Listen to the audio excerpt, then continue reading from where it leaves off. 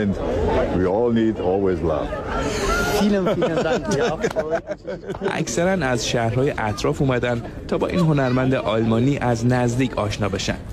والا چون دوستش داشتم دیگه. از چی الکس خوشتون میاد؟ صداشو دوست دارم. واقعا صداش جور خاصیه.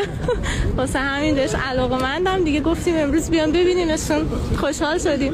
من از ایران از بچگی کلا آهنگاشو گوش میدادم.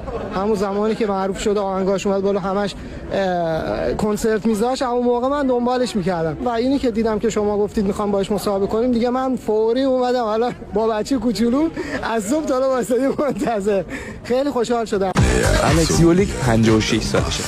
از سال 2000 میلادی با آهنگ Ich will nur dich در ایران به عنوان خواننده حنجره گرگی آلمانی معروف شد و طرفداران زیادی پیدا کرد.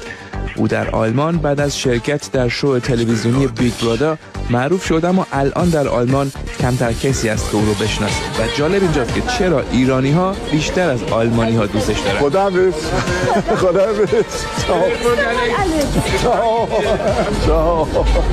استاد خیلی سوال دارن ازت. پیشنهاد میکنم بریم غذا بخوریم، ترجیحاً غذای ایرانی. تا حالا خوردی ایرانی؟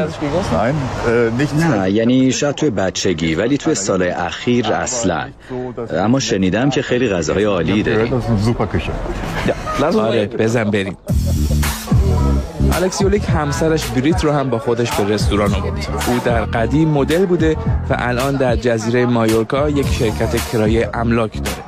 الکس بعد از اینکه متوجه شد چقدر در ایران طرفدار داره، از طریق یکی از دوستای قدیمیش که ایرانیه شروع کرد در اینستاگرامش پست هایی هم به فارسی بذاره. مثلا شب یلدا رو تبریک گفت یا برد تیم ملی ایران در جام ملت‌های آسیا. جالبه بدونید که بیشترین فالوورهایش اول در ایران هستند و بعد در آلمان.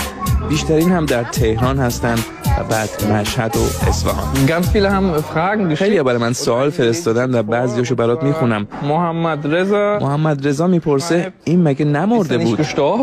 خدا رو شکر نه، هنوز زنده.